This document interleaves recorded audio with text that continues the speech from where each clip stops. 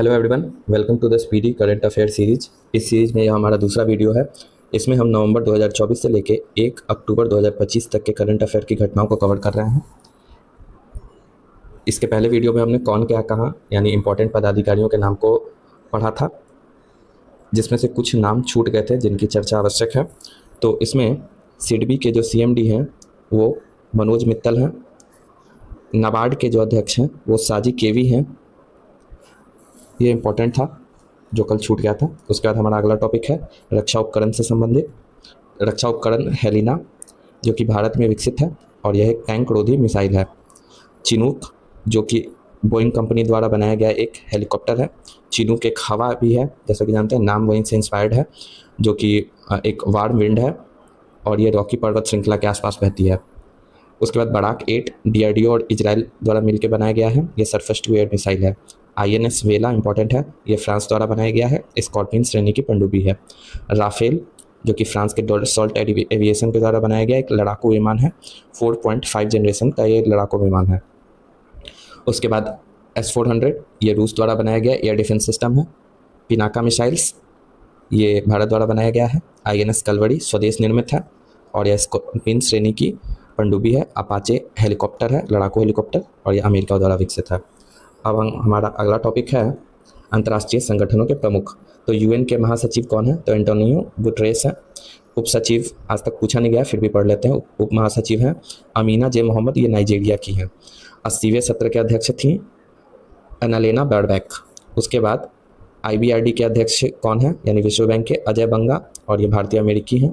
नाम यानी गुटनिरपेक्ष आंदोलन नॉन अलाइन मूवमेंट के अध्यक्ष हैं इल्हाम अलियेव। IMF की प्रबंध निदेशक है क्रिस्टालिना जॉर्जिवा। WTO के महानिदेशक हैं नोगोंजी अकोंजो इवेला। अंकटाड के महासचिव हैं रेबेका ग्रीन्सपैन। महानिदेशक यूनेस्को के हैं आंद्रे अजोले, और ये फ्रांस के हैं। महानिदेशक FAO के हैं क्यू डोंगयू। महानिदेशक ILO के गिलबर्ट होंगबो। यूनिसेफ के कैथरीन रसेल। WHO के टेड्रोस अधानोम। UNDP के अचीम स्टेनर। सार्क के महासचिव हैं मोहम्मद गुलाम सरवर जो कि बांग्लादेश के हैं। क्षेत्रीय संगठन के देखते हैं महासचिव राष्ट्रमंडल कॉमनवेल्थ के सरली बोचवे। यूरोपीय संसद के इंपॉर्टेंट है, ये हैं रॉबर्टा मेत्सोला।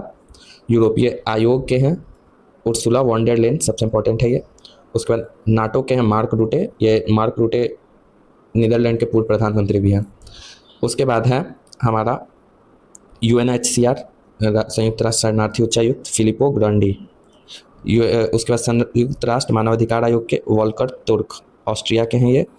अध्यक्ष अंतर्राष्ट्रीय सौर गठबंधन के हैं भारत द्वारा इसकी अध्यक्षता की जा रही है। उसके बाद अगला है चर्चित राष्ट्रीय महिलाएं। आस्था पुनिया ये पहली महिला फाइटर पायलट है भारतीय नौसेना की। यशस्वी सोलंकी पहली महिला ADC है भारत के राष्ट्रपति की। आरती सरीन जो कि पहली महिला महानिदेशक हैं सशस्त्र चिकित्सा सेवा की। नईमा खातून पहली महिला कुलपति हैं अलीगढ़ मुस्लिम विश्वविद्यालय की। साधना सक्सेना नायर पहली महिला महानिदेशक चिकित्सा सेवा। सुमन कुमारी इंपॉर्टेंट है, ये BSF की पहली महिला स्नाइपर हैं। अवनी लेखारा ये पैरालंपिक में 2 स्वर्ण पदक जीतने वाली पहली महिला हैं। काम्या कार्तिकेयन ये सबसे कम उम्र में माउंट एवरेस्ट पर चढ़ने वाली भारतीय महिला हैं। ज्योति रात्रे ये सबसे उम्रदराज भारतीय महिला हैं जिन्होंने माउंट एवरेस्ट पर चढ़ने में सफलता हासिल की है।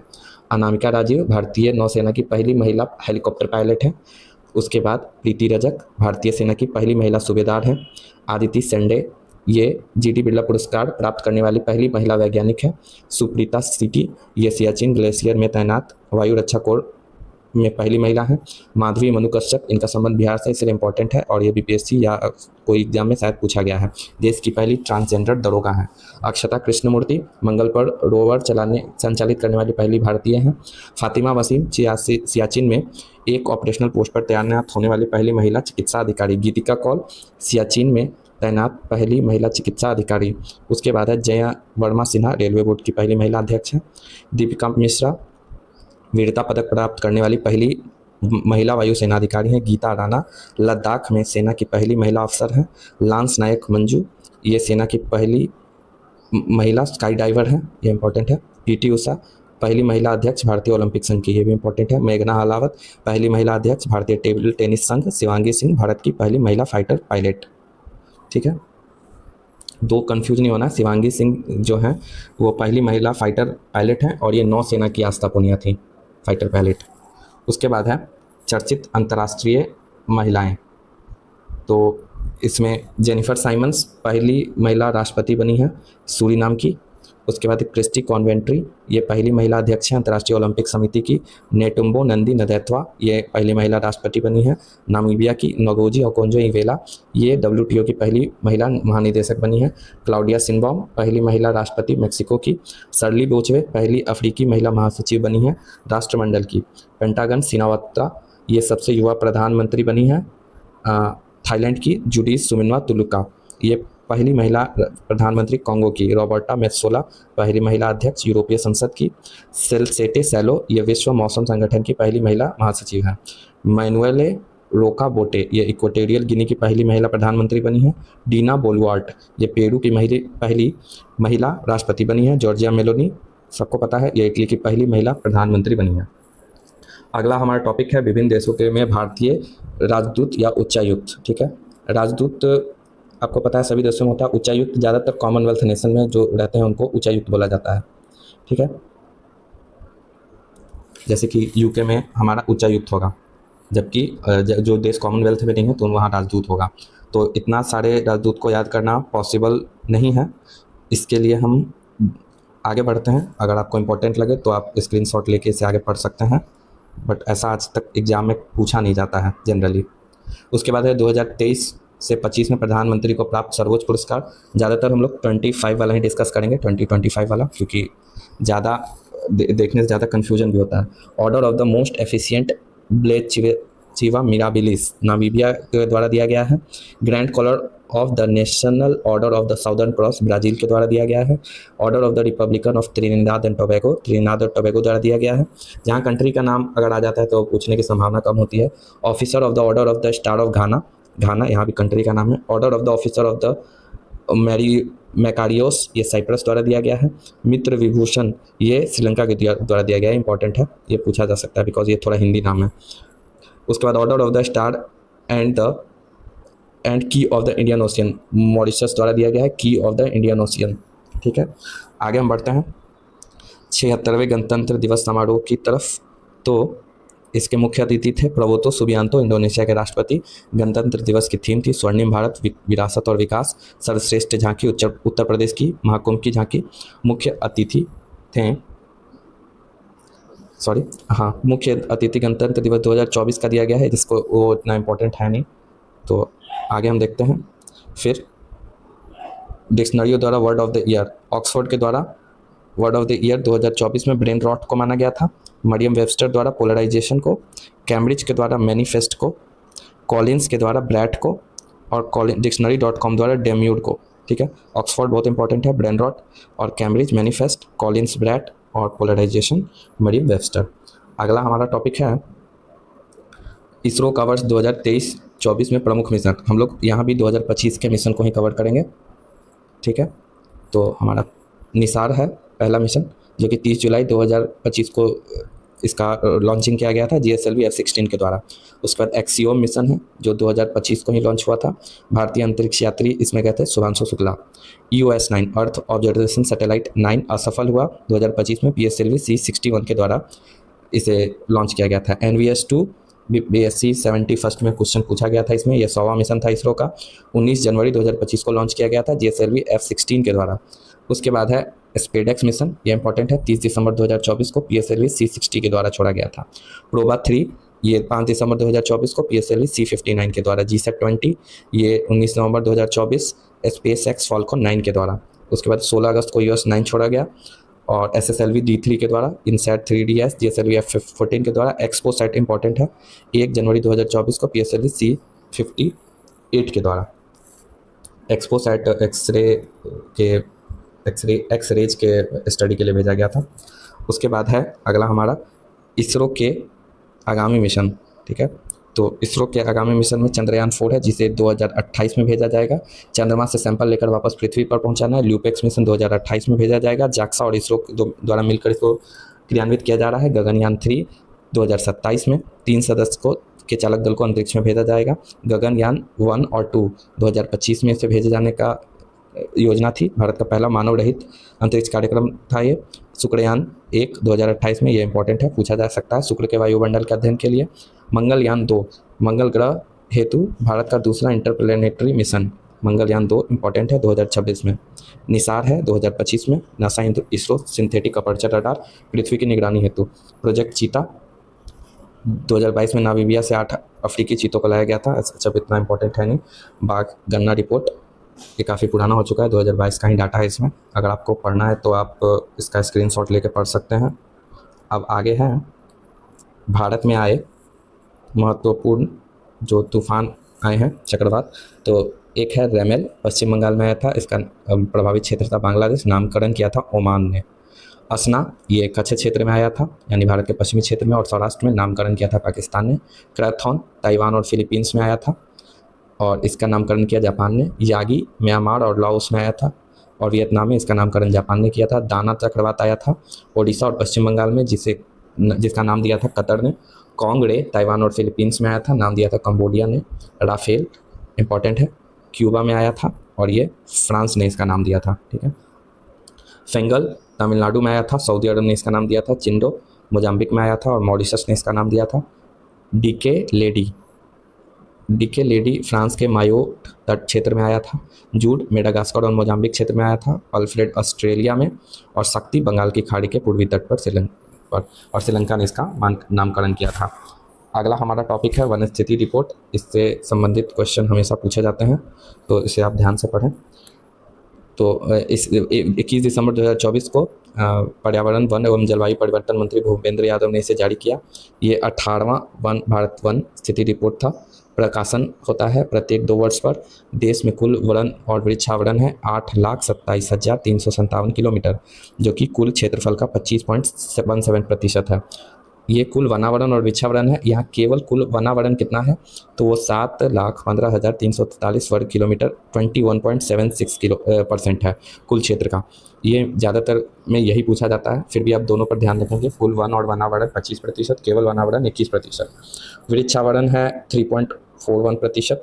2021 की तुलना में वृद्धि हुई है 1,445 किलोमीटर स्क्वायर, और 2021 की तुलना में वनावरण में वृद्धि हुई है 156 वर्ग मीटर। वृक्षावरण में वृद्धि हुई है 1289 वर्ग मीटर। और सर्वाधिक वृद्धि वाले 3 राज्य कौन कौन हैं वन और वृक्षावरण में, तो ये छत्तीसगढ़ है, फिर उत्तर प्रदेश है, फिर उड़ीसा है। उसके बाद है वन आवरण में सर्वाधिक वृद्धि किसने की है, तो ये मिजोरम ने की है, फिर गुजरात ने, फिर उड़ीसा ने। ओके, फिर है क्षेत्रफल में सर्वाधिक वन एवं वृक्षावरण वाले राज्य कौन कौन है क्षेत्रफल के अनुसार। सबसे ज़्यादा है मध्य प्रदेश में, ज़्यादातर खुले वन भी सबसे ज़्यादा यही हैं, फिर अरुणाचल प्रदेश में, उसके बाद फिर महाराष्ट्र में। सर्वाधिक क्षेत्रफल में सर्वाधिक वनावरण वाले 3 राज्य, ठीक है, मध्य प्रदेश है, फिर अरुणाचल प्रदेश, फिर छत्तीसगढ़, ठीक है। यहाँ वन और वृक्ष दोनों सम्मिलित था, यहाँ केवल वन सम्मिलित था, ठीक है। प्रतिशत के अनुसार सबसे ज़्यादा कहाँ है, तो लक्षद्वीप में है 91.33%, मिजोरम में 85.34%, फिर उसके बाद अंडमान निकोबार में है 81.62%, ठीक है। ये यूटी और स्टेट मिला के है। ओके, मैंग्रोव में है सबसे ज़्यादा, मैंग्रोव कुल है कितना, तो 4,992, यानी 5,000 स्क्वायर किलोमीटर में 8 स्क्वायर किलोमीटर कम, और ये पिछली बार से 0.15% अधिक है, और सर्वाधिक है पश्चिम बंगाल में।